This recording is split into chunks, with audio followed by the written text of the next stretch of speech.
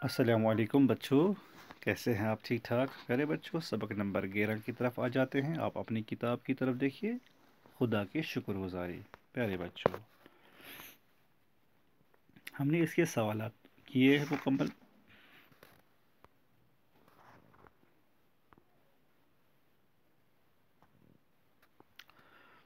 अब हम इसके तीसरे पार्ट की तरफ आ जाते हैं, समझने की तरफ। तो यहाँ कुछ बातें समझाने के लिए कही गई हैं। वो ये है कि तशरीह का मतलब है, आप किताब को देखिए, किसी शेर को आसान नसर में इस तरह लिखना कि इसका मतलब वाज़िया हो जाए। आप समझ गए? यानी तशरीह का मतलब ये है कि किसी शेर को आसान नसर में इस तरह लिखना कि इसका मतलब वाज़िया हो जाए। तो शेर की तशरीह करते वक्त नज़म का नाम और शायर का हवाला भी देना चाहिए। आप समझ गए? नज़म का नाम भी और शायर का हवाला भी।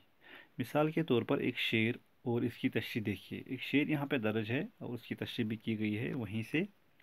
जो कामों से होती न फुर्सत कभी, तो जीने की फिर कोई सूरत न थी। तो तशरीह कैसे इस शेर की करेंगे? अब देखिए, ये सिखाया गया है हमें। ये शेर हमारी दरसी किताब हमुद खुदा की शुक्रगुजारी से लिया गया है। ये नज़म मोहम्मद हुसैन आज़ाद ने लिखी है। ये नज़म मोहम्मद हुसैन आज़ाद ने लिखी है। इस नज़म में वो अल्लाह ताला की नियामतों का ज़िक्र करते हुए फरमाते हैं। जी, अल्लाह ताला का ज़िक्र करते हुए कि अल्लाह ने दिन काम के लिए और रात रात आराम के लिए बनाई। अगर हर वक्त काम ही काम होता और आराम नसीब न होता तो हम फिर जीने का कोई लुत्फ़ नहीं मिलता हमें। तो फिर जीने का कोई लुत्फ़ नहीं मिलता और ज़िंदा रहना महाल हो जाता। प्यारे बच्चों, अब आप इन अशआर की तशरीह कीजिए। जैसे ज़मीन अपने बंदों के रहने को दी, हवा सांस लेने की खातिर मिली। यानी शायर कहता है कि अल्लाह ताला ने ज़मीन अपने बंदों को किसके लिए दी? रहने के लिए दी। यहाँ हमने मकान बनाए, यहाँ हमने बस्तियाँ आबाद की हैं और उन बस्तियों में हम रहते हैं। हमने मस्जिदें बनाई हैं इबादत के लिए। हमने अपने अपने मज़हब के तौर पर इबादत गाह तैयार किए हैं और वो भी हम इसी ज़मीन पर है ना। तो समझ गए आप? जैसे मिनहा खलकनाकुम व फीहा नुईदुकुम व मिनहा नुखरिजुकुम तारतन उखरा। इंसान को इसी मिट्टी से बनाया गया है, इसी ज़मीन से, इसी ज़मीन में से निकलना है और इसी ज़मीन में डाला जाएगा। हवा सांस लेने की खातिर मिली और हवा जो है सांस लेने की खातिर अल्लाह ताला ने मैसर रखी। यानी ज़मीन को अल्लाह ताला ने हमारे लिए रहने की जगह बनाया और हवा को हम बतौर सांस इस्तेमाल करते हैं। तो आप कह सकते हैं ये शेर, ये अशआर नज़म हमुद में से लिए गए हैं।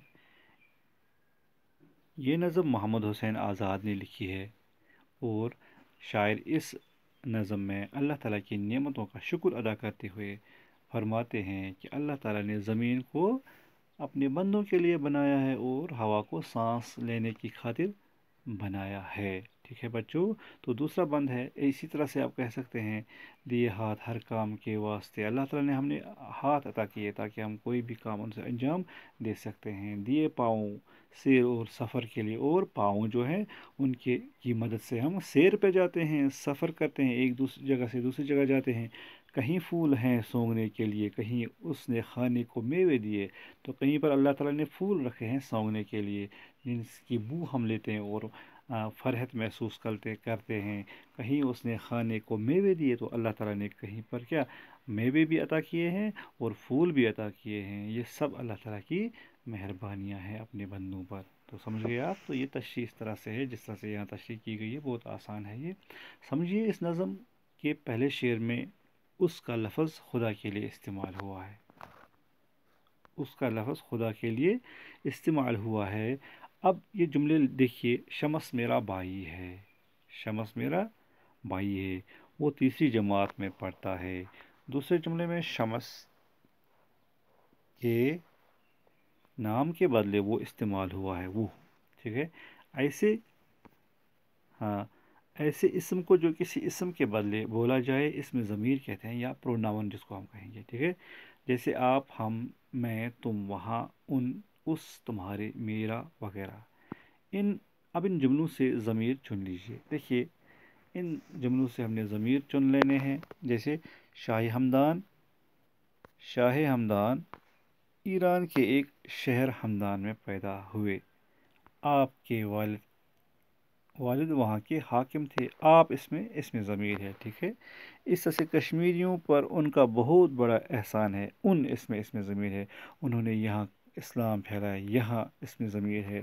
تو اس طرح سے اشارے کیا ہے؟ اس عبارت میں 5 اس میں ضمیر ہے۔ کتنے ہیں؟ 5 اس میں ضمیر ہے۔ شاہ ہمدان ایران کے ایک شہر ہمدان میں پیدا ہوئے۔ آپ کے والد وہاں بھی اس میں ضمیر ہے، حاکم تھے۔ کشمیریوں پر ان کا یہ بھی اس میں ضمیر ہے، انہوں نے یہاں یہ بھی اس میں ضمیر ہے۔ سمجھ گئے آپ؟ تو یہ سب اس میں ضمیر ہے، جیسے آپ نے سمجھا کہ اس میں ضمیر کے اس کو کہتے ہیں ہی، شی، دے وغیرہ، وہ یہ ہیں، ہم، تم وغیرہ، یہ سب اس میں ضمیر میں آتے ہیں، پروناؤنز میں آتے ہیں۔ تو پیارے بچوں، یہ جو اوپر عبارت ہے اس میں 5 اسمائی ضمیر ہیں، 5 ضمیر اسم ہیں، اس میں ضمیر ہے۔ تو عزیز بچوں،